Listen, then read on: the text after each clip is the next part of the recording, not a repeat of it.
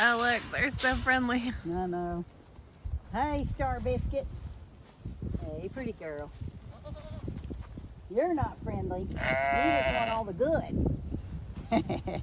So these two are her babies. One's name is Domino, and I can't remember. The other one's name is Cheeks, and I don't know which is which. Tim names them. This is Whitey. Okay, and there's our sheep. So we have 5 sheep, 4 goats, so there's 9. We had another goat. She had 2 babies, and mom died, so babies died. Because, you know, these 2 were born last year, along with the other babies, the other twins. But mom died, so there was nobody to feed them, and we couldn't bottle feed them. So these sheep, we had one set of, I think we had one set of twins, and maybe a couple singletons. I think we had 4 last year, and we have none. So they died, and we just find one that was gone, and then we saw we had 1 male and the others were females. So I'm really worried about the nutrition of these guys.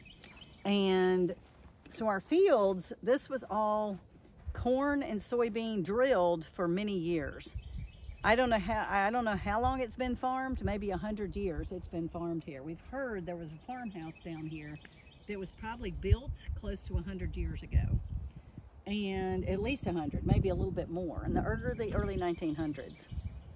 So this land has been farmed for all this time, and they actually made terraces here at some point, and which is, I think, was done in the 30s, in the 1930s, when they had all the bad depression and all the things, and they started either the mid to late 30s or early 40s. I don't remember all the details of timing, but anyway, so this was almost chert, not everything. There was grass here, but there was a lot of chert. There was a lot of bare spots when we moved here, and I bought this land exactly 20 years ago in February, and this is March. So we let it go fallow for many years, and like I said, on the other side we planted oats, and we tried to do cover crops and vetch and rye and all kinds of things. We still plant rye, but not out there in the field, but we plant rye around the edges. And anyway, so I had somebody who came to help me look at it, say what's going on. And we pulled the eyelids down of our goats, and there's a scale from 1 to 5, I think, or 1 to 4. I think it was 1 to 5, and they were in the middle. So they weren't like the very, palest. They weren't super pale here, but they were not as red as they should have been. And what does that tell? So that means that there's not as much nutrition in these fields for them. The other thing is that goats are not grazers. So we really need to give them privet hedge all the time, but they really are supposed to have their heads up, not their heads down to the ground. Now the sheep are grazers. But anyway, so I had learned over time that you want animals on the property to help replenish the land some. But really and truly, these guys walk around and eat all their favorite stuff until it's gone. So that doesn't leave favorite stuff, that doesn't leave as much variety. So I've been learning that you really need paddocks. You need to move them every day or every 2 or 3 days or every week at maximum from one paddock to the next. So we have about 8 acres, 6 or 8 acres on this side, and we have about 4 to 6 acres on the other side of the road that we could make paddocks. So some people use electric fence, but I don't have time, and Tim doesn't want to do electric fence. He doesn't want to move them every day like that, and it is pretty difficult. It's supposed to be easy, and it's not that hard, but it's still a good bit of work. So what we're doing, we see all this brown, this is sedge, broom sedge is what some people call it. And when I brought April here, she looked at this, she goes, this means this land is sick, that this is like screaming at me that it needs nutrition. So I did get a tool from our, I'm gonna do some soil samples probably today or tomorrow and take it down to our feed store, and you send it off to Auburn for 25 bucks. So I'm not sure that that's necessary because we know what needs to be done. Basically, to regenerate this land, you need to move the animals, and then you want to have other animals. You want to have the animals in succession. They all eat different things. It'd be great if we had cows, maybe some donkeys, and just, you know, even if we don't have donkeys, if we had cows, then sheep, then goats, and maybe not even goats here, put goats elsewhere, and then put chickens, and just kind of run them around in a rotation. And each one eats different stuff. So, and you move them before they eat it all the way down to nothing. And that way it has time to grow again before they come back around. So that's my plan. We're gonna have Trevor Mann. He's helping me with a permaculture plan. So he wanted to put in some swales and different things to hold water. I'm more concerned, I don't mind just catching water off of roofs. You know, building some stations. We've already got 3 goat sheds or sheep shacks, whichever you want to call them. We have a goat shed over there and 2 sheep shacks over here. And we have a nursery right there in the center where it's fenced. You can kind of walk down here and see that that area right there is, we call the nursery, right in the bottom. So we can put water where these sheep shacks are, and then we can make some spokes around each one. And that would make, we wouldn't be able to bush hog it very easily, but I don't think we'd need to bush hog it. We'd just let the animals eat what they eat and not worry about bush hogging. But anyway, so we do some spokes around each of these. We might be able to put one more over that way in the corner, or we have a sheep shack over that way, put one kind of over here in the middle and have that one. And you have a water station at each one, and then you have spokes around it. And that way everybody has water, and you can capture water off the roofs. You know, you can do all kinds of different water catchment things. You can even put some other roofs in the areas for shade and catch water off of each one of the roofs so that you always have water. So, you know, watering is definitely important. But anyway, so this is kind of what we're learning. Even though we've been here for 20 years, we thought, you know, it would just like be lush by now, but it is not. So we're really going to work on trying to help our animals be healthier. They aren't horribly unhealthy, but our babies died, and there's got to be a reason for that. So our goal here was to have sheep and eat lamb, you know, to have babies, little boys we eat and the girls we keep, and grow our little herd to be a little bit bigger, and then move them from this side of the road to the other side of the road. So that's still my goal, and it might not happen fully like I want to move them back and forth until I retire.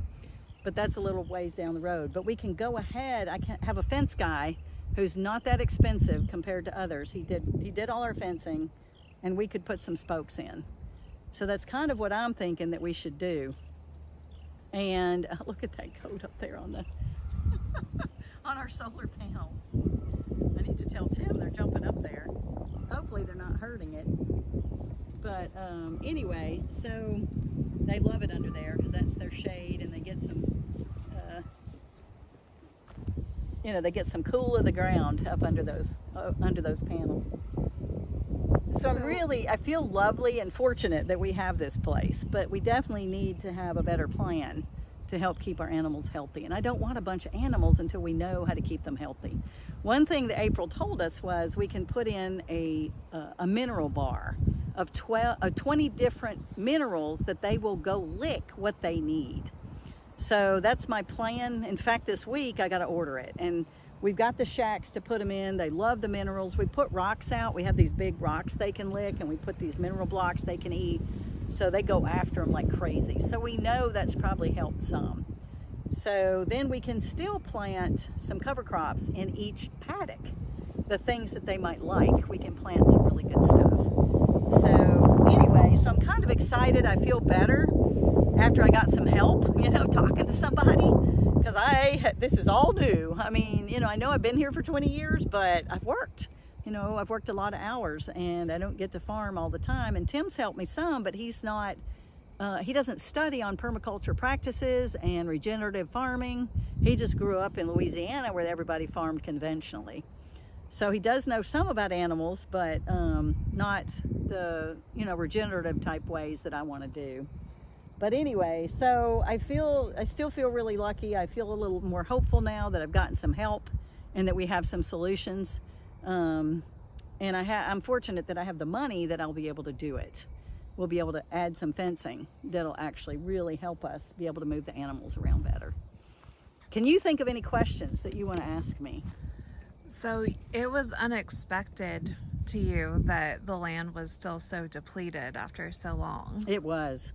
I was depressed when she came. I was very sad. I was just sitting here thinking, oh my gosh, I don't want my animals to not be able to carry a baby. They can carry a baby, but I want them to be able to live and be healthy. So, we still have a good bit to learn, but they get worms easily. I thought we were keeping them from that, but you got to move them around. You got to move them around to keep them healthy. Just like I guess they did when they moved their sheep and they went all over the countryside and, they moved them day by day. And I guess that's what, we all should do. It's more of a natural way, for them to eat.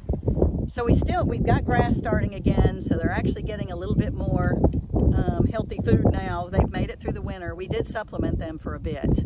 So we're bringing them alfalfa and we're bringing them different things. We're going to try to teach them to eat a little bit of hay. And we're going to get them really healthy hay that if we put on the ground, the weed seeds go in the ground and come back. So we're going to try to seed the ground with some really good hay that they'll eat, that they can eat. Are you going to disc up some of this land and add? Try not to, because disking, may or may not be helpful. I'm going to find out. We've got a guy we can call that I learned from ASAN's conference in January. He gave me his card. He's in Tuscaloosa, and he comes all over the north part of Alabama to help people with their animals, especially grazing. Okay. So I'm going to get with him and talk to him before I do the fencing. And then we also have Trevor coming out. He's going to help. I don't want to do a bunch of earthwork. We've got already have these terraces. And I think that once the water sinks into the soil already pretty well. It's not chert anymore, so it's not running off so much. We don't have it running down to the creek like it used to. So it still would, I think putting paddocks would be very, very beneficial. I think that's probably more beneficial than making swales at this point. But I got to, he knows permaculture and I don't as well. But I'm going to get a few opinions just to make sure that my thinking might be in the right direction. But anyway, so this has been, a little bit sad, but then good. We need to learn to do it the right way. And when I die, I want to leave this land in way better shape than when I got it. So if I live here another 40 years and be 104, I can continue to make this. That's, we've had it 20, that would be 60 years of regenerative farming on this property, which would be really, really good. We may think about putting fences up to where the sheep can go into the woods so that they can eat down some of the underbrush. We've got lots of hedge, things like that they would eat, and kind of move them, from place to place. But fencing's expensive, so I don't know if that's a good plan, but I'm gonna, like I said, I'm gonna try to get a little bit more help and some other people's opinions and ideas and read about it so I can, make the best use of our money and, improve the soil. Is that why regenerative farming is so important to you, and probably why you started AgroShare MD, is that you want to improve, the environment, create a better legacy for your children and your grandchildren? Absolutely. And our community and everybody around, if they can see that we're able to do it, even a not stupid, but somebody who knows nothing about farming and never has, moved out here, knew nothing. Literally, I'd gardened some and that was it. If somebody like me can learn how to do this and teach other people, and it's evolved into me learning, and us in our medical community learning about the gut and how the gut and the soil are so interconnected. You know, what we get from our food and the bacteria and all the things and the fungi and all the things that we get from just touching the soil, being on the soil, growing our food in the soil, eating the animals off this soil, it's so much better for our gut as a person that it all works together. And I never knew that when I moved here. I had no idea that I would learn these things, you know, over these 20 years. So, you know, I want to be able to pass that information on to everybody in this county in particular. DeKalb County has one of the highest number of small farms in the state. Coleman has the first highest number. And it may not still be that way, but it was that Coleman had, the average size is 100 acres or below. And, you know, there's still some really big farms around, 5,000 acres in Center, which isn't that far away, but these are all little farms, and they're learning that big agricultural businesses do not grow as much on the land as smaller farmers. We literally can get more per acre on a small family-run farm than they can on the big giant agricultural farms because of the way, you know, that they're managed and handled with people and all the things. So all of that's really exciting to be able to come into an area and do it, and then possibly have other people grow and do it as well and make more money on their farm, which is the goal. And there's some really good books out there now that we're going to try to mention in our blogs about soil. There's some really good books I've been listening to about soil.